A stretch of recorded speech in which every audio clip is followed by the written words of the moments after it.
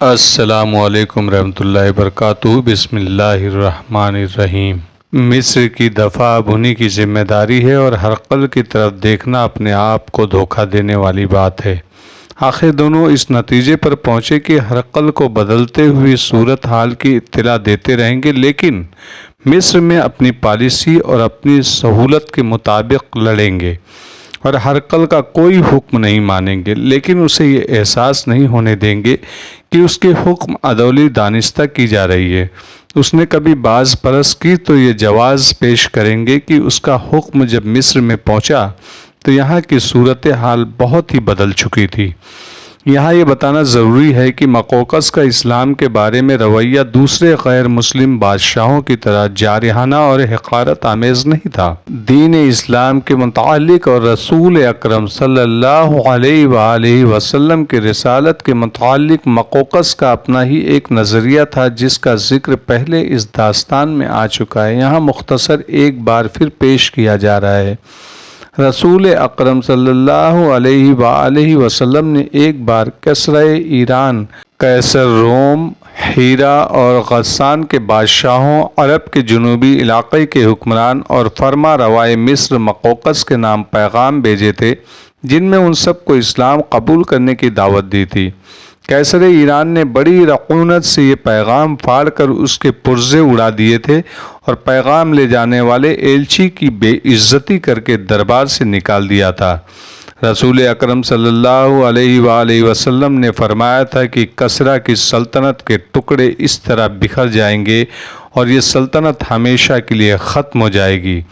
دوسروں کا رویہ حقارت آمیز تھا، لیکن مقوقس نے آن حضور کے پیغام کا باقاعدہ جواب دیا اور ایسے نظریے کا اظہار کیا تھا جس سے سب حیران رہ گئے تھے۔ اس کے پاس حضرت حاتب پیغام لے کر گئے تھے۔ مقوقس نے حضرت حاتب کا استقبال پورے احترام سے کیا اور ان حضور کا پیغام پوری توجہ سے پڑھا تھا۔ تاریخ گواہ ہے کہ مقوقس نے حضرت حاتب کو الگ بٹھا کر ان حضور کے متعلق کچھ باتیں پوچھی اور پھر پیغام کا جواب لکھا تھا۔ مقوقس نے یہ پیغام لکھا تھا کہ میں جانتا تھا کہ ابھی ایک نبی کا آنا باقی ہے۔ میرا خیال تھا کہ یہ نبی شام میں ظہور پذیر ہوگا، لیکن یہ عرب کی انتہائی کٹھن اور صبر آزما زمین پر ظاہر ہوا ہے۔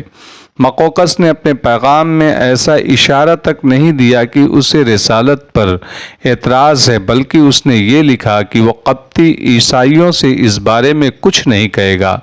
البتہ یہ صاف طور پر کہا کہ عرب کے مسلمان مصر کے میدانوں میں اتریں گے اور مصر پر ان کا غلبہ ہو جائے گا۔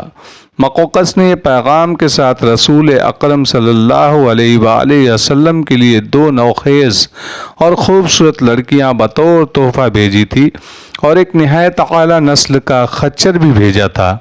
ان حضور نے ان 2 لڑکیوں میں سے ایک کو اپنی ازواج مطہرات میں شامل کر لیا تھا۔ یہ تھی حضرت ماریہ قبطیہ، ان کی بطن سے حضرت ابراہیم پیدا ہوئے تھے۔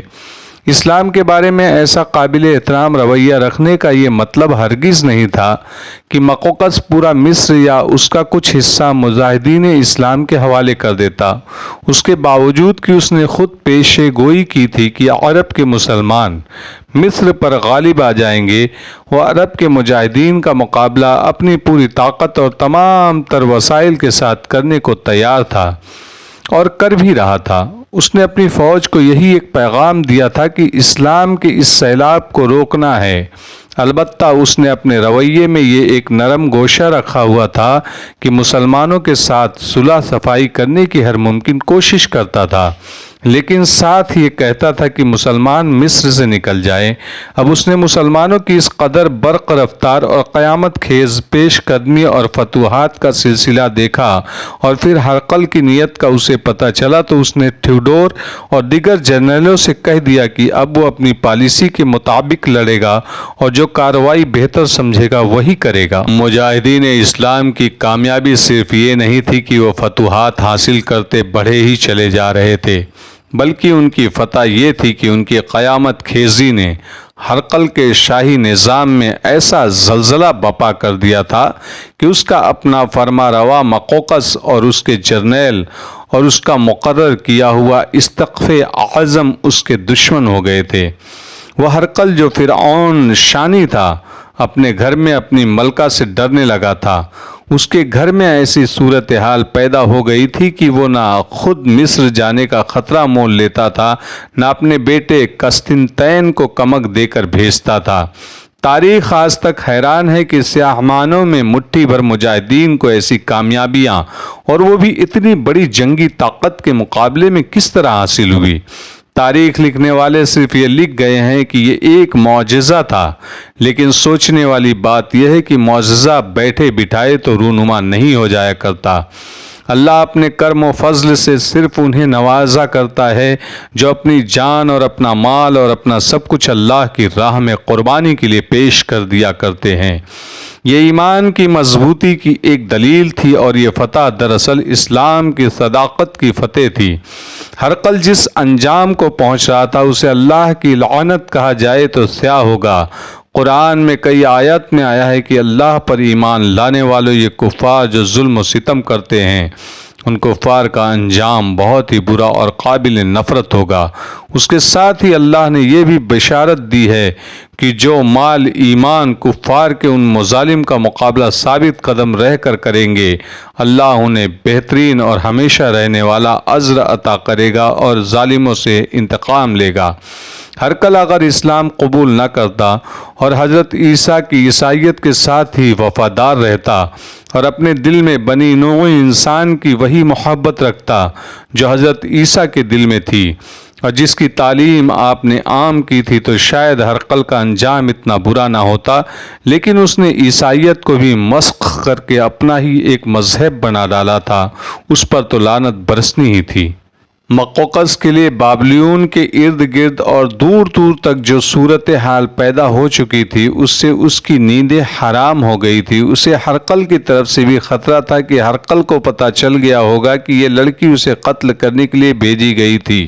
مقوقس نے اپنے جاسوس کی پوری رپورٹ سن کر جنرل تھیوڈور سے کہا کہ اسے جہاز کے کپتان کو اغوا کروا کر بابلیون بلایا جائے، کیونکہ سیاہ بات اسی سے معلوم ہو سکتی تھی۔ چنانچہ تھیوڈور نے 2 ایسے فوجی منتخب کیے جو کپتان کو اغوا کرنے کی ہمت اور مہارت رکھتے تھے۔ ان آدمیوں کو بحری جہاز کا نام اور کپتان کا نام بھی بتا دیا گیا اور بڑی سختی سے کہا گیا کہ اسے سکندریہ سے اس طرح لانا ہے کہ کسی کو شک تک نہ ہو کہ اسے کس بری نیت سے اغوا کیا جا رہا ہے۔ دونوں آدمی اسی روز سکندریہ کو روانہ ہو گئے۔ مقوقس مصر کا بادشاہ تھا۔ کسی بھی بادشاہ کے لیے رعایا میں سے کسی شخص کو اغوا کرانا کوئی کام ہی نہیں تھا۔ اس بادشاہ کا اصل کام تو ایک بہت بڑا خطرہ بن کر اسے نرغے میں لیے ہوئے تھا۔ وہ قلعہ بابلیون میں تھا اور اس قلعے میں فوج کی کمی نہیں تھی، لیکن اس کے لیے یہ مشکل پیدا ہو گئی تھی کہ بابلیون کے قریب سے ہی شروع ہونے والا علاقہ جو اس دور میں فیوم کے نام سے مشہور تھا، مجاہدین اسلام کے قبضے میں آ گیا تھا، اور وہاں جو رومی فوج تھی کچھ تو بابلیون میں جا پناہ گزین ہوئی تھی اور باقی قلعہ نقیوس میں جا بیٹھی تھی۔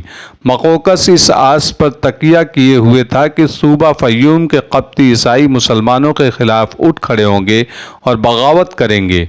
مجاہدین اسلام نے صرف اس صوبے پر ہی نہیں بلکہ اس سے ملاحقہ دوسرے صوبے کے بھی 2 بڑے شہر اپنی عملداری میں شامل کر لیے تھے۔ یہ علاقے قبطی عیسائیوں کی اکثریت کے علاقے تھے۔ مجاہدین اسلام کی تعداد اس قدر کم تھی کہ عمرو بن عاص نے بہت ہی تھوڑے مجاہدین کو ان مفتوحہ اور اتنے وسیع علاقوں میں چھوڑا تھا۔ ان مجاہدین کے ذمے ایک کام تو نظم و نسق سیاہ رکھنا تھا اور امن و امان بھی قائم کرنا تھا۔ اگر قبطی بغاوت کر دیتے، یعنی محصولات وغیرہ کی ادائیگی سے انکار کر دیتے، تو مجاہدین ان پر قابو نہیں پا سکتے تھے۔ پھر کیا وجہ ہوئی کہ ان لوگوں نے بغاوت نہ کی؟ ان کے اسقف اعظم بنیامین نے تو انہیں کہہ دیا تھا کہ مسلمانوں کے سیلاب کو روکنا ہے اور رومی فوج کے ساتھ تعاون کیا جائے۔ یہاں پر وہی عظیم نام سامنے آتا ہے، اللہ۔ یہ اللہ کا کرم تھا، لیکن اللہ ایسا معجزہ نما کرم صرف ان پر کیا کرتا ہے جو اپنے دین، اپنے ایمان اور اللہ کی راہ میں اپنے عزم کے ساتھ مخص ہوتے ہیں اور جن کے دلوں میں بنی نوع انسان کی محبت ہوتی ہے۔ یہ علاقے فتح ہوئے تھے اور رومی فوج آخری سپاہی تک بھاگ گئی تھی۔